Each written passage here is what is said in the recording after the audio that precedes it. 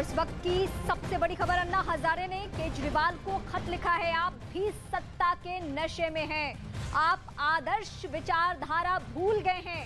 अन्ना हजारे जिनके जरिए राजनीति में खुद को स्थापित किया अरविंद केजरीवाल ने, वो अन्ना हजारे अब कहीं ना कहीं केजरीवाल को आईना दिखा रहे हैं। और आईना दिखाने के लिए उन्होंने केजरीवाल को एक खत लिखा है। और खत की सबसे बड़ी बात जो है, उनकी बड़ी लाइन जो है कि आप भी सत्ता के नशे में हैं, आप आदर्श विचारधारा भूल चुके हैं।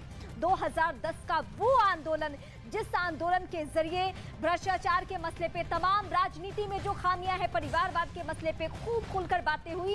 अन्ना हजारे के नेतृत्व में ये पूरा आंदोलन चला और अरविंद केजरीवाल फ्रंट पे रहे, राजनीति में खुद को स्थापित कर लिया, सीएम बन गए। लेकिन उसके बाद बहुत सारे सवाल विपक्षी खेमा तो उठाते ही हैं, लेकिन अब अन्ना हजारे अगर ये सवाल उठा रहे हैं तो जाहिर सी बात है कि अब लोग और भी सवाल उनसे तलखटे पड़ी और भी करेंगे। क्योंकि ये जो दो बड़ी बातें हैं, इस पत्र का जो मजमून है वो ये कहता है कि आप सत्ता के नशे में हैं। ये कौन कह रहा है? ये वो अन्ना हजारे कह रहे हैं जिनके नेतृत्व में एक बड़ा आंदोलन, और उस आंदोलन की अगुवाई करते हुए अरविंद केजरीवाल ने राजनीति में इतना लंबा सफर तय कर लिया। यानी न सिर्फ दिल्ली की राजनीति में, बल्कि अब तो पंजाब में भी उनकी सरकार है, संसद में भी दखल है, वहां भी उनके सांसद हैं। अब इस तरीके से अगर वो राजनीति में आगे बढ़े और कुछ सवाल उठ रहे हैं, एक के बाद एक उनके लोगों पर सीबीआई का एक्शन हो रहा है, कुछ लोग भ्रष्टाचार के मामलों में घिर रहे हैं, तो अन्ना हजारे भी सवाल उठा रहे हैं। और सवाल ये कि आप आदर्श विचारधारा भूल चुके हैं।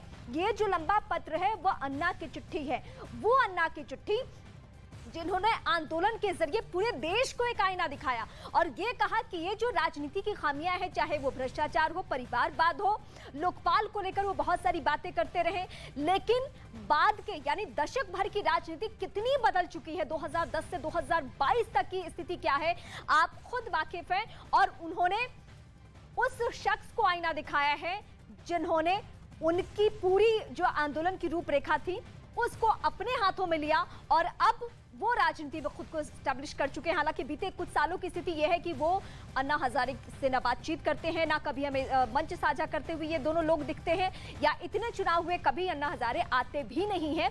लेकिन आज जब बात बहुत बिगड़ रही है, यानी एक के बाद एक न सिर्फ सवाल उठ रहे हैं, बल्कि सीबीआई के घेरे में उनके एक से एक बड़े चेहरे आ रहे हैं, उनके स्वास्थ्य मंत्री, डिप्टी सीएम, उसके बाद अब ये जो स्थिति है वो ये कि अन्ना की चिट्ठी आ चुकी है। और अन्ना की चिट्ठी क्या कहती है? अन्ना की चिट्ठी ये कहती है कि अरविंद केजरीवाल सत्ता के नशे में है। दिल्ली के डिप्टी सीएम मनीष सिसोदिया के बैंक लॉकर की जांच सीबीआई कर रही है। इस दौरान सिसोदिया भी गाजियाबाद के बैंक में मौजूद रहे। अब पीएनबी से सिसोदिया बाहर निकले हैं, इस वक्त बाहर निकल चुके हैं वो।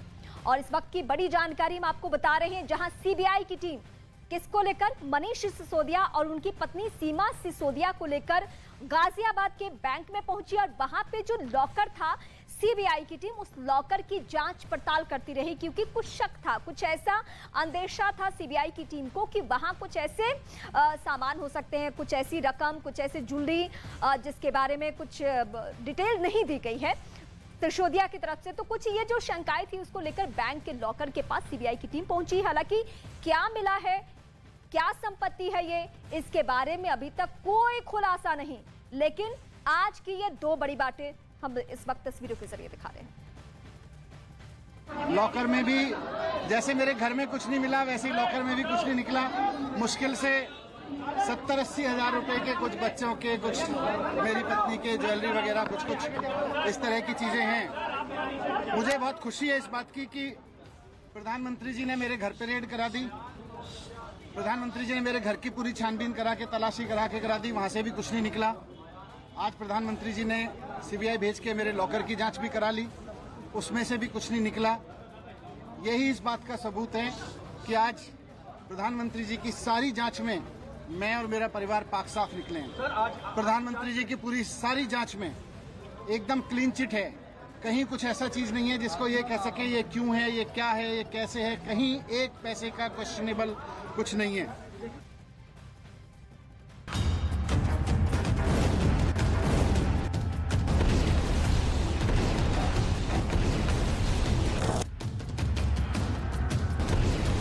ये वो कमांडो हैं जो इस तैयारी के साथ मैदान पर उतरे हुए हैं कि चाहे कुछ भी हो जाए लेकिन ताइवान को किसी भी कीमत पर किसी को हथियाने नहीं देंगे।